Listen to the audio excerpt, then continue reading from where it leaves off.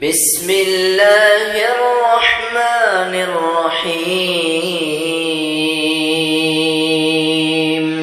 السلام علیکم ورحمۃ اللہ وبرکاتہ۔ الحمد للہ وحدہ والصلاة والسلام من لا نبی بعدہ، اما بعد، اعوذ باللہ من الشیطان الرجیم، بسم اللہ الرحمن الرحیم۔ قل هو اللہ احد اللہ الصمد لم یلد ولم یولد ولم یکن لہ کفوا احد۔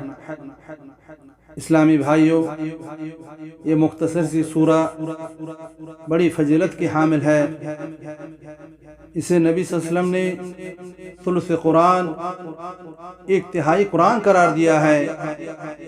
چنانچہ نبی صلی اللہ علیہ وسلم کا فرمان ہے، سورۃ الاخلاص تعدل ثلث القرآن، اور اسے رات کو پڑھنے کی ترغیب دی ہے۔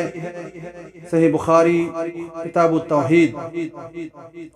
بعض صحابہ کرام رضی اللہ عنہم ہر رکعت میں دیگر سورتوں کے ساتھ اسے بھی پڑھا کرتے تھے، جس پر نبی صلی اللہ علیہ وسلم نے انہیں فرمایا، تمہاری اس کے ساتھ محبت تمہیں جنت میں داخل کر دے گی۔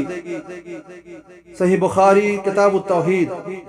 اللہ تعالیٰ سے دعا ہے کہ اللہ تعالیٰ ہمیں صحیح اسلام سمجھنے کی اور اس پر چلنے کی توفیق عطا فرمائے، آمین ثم آمین۔ السلام علیکم ورحمۃ اللہ وبرکاتہ۔